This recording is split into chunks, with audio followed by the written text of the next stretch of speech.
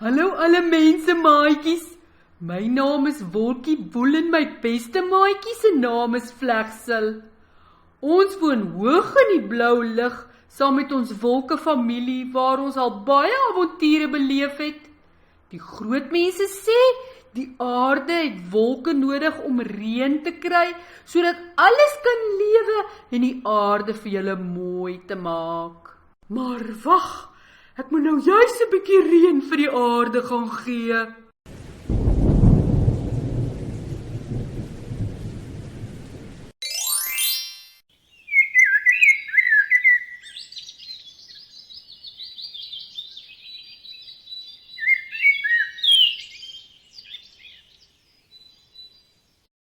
Hallo maatjies, my naam is Vlegsel.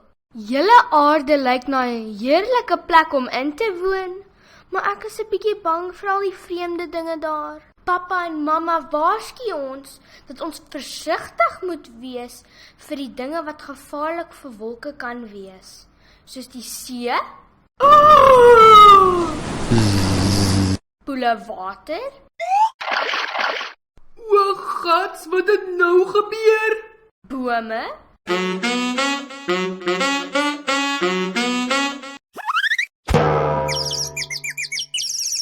sterk winde,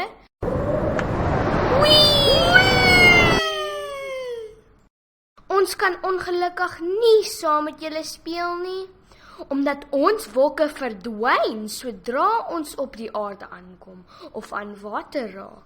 Ons sou klaar baie van die mooi dinge wat ons hoor op die aarde is, soos bome, plante, sneeu,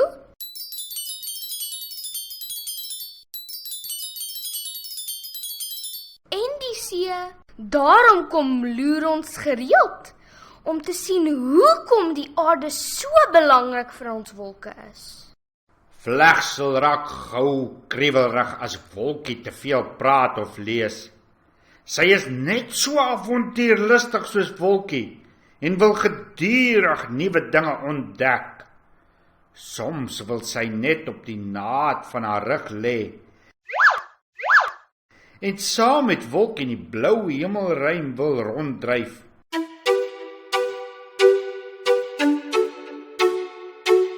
Daar is nie lank vrede nie, dan maak hulle kapriolle. Skiet soos vere deur die lug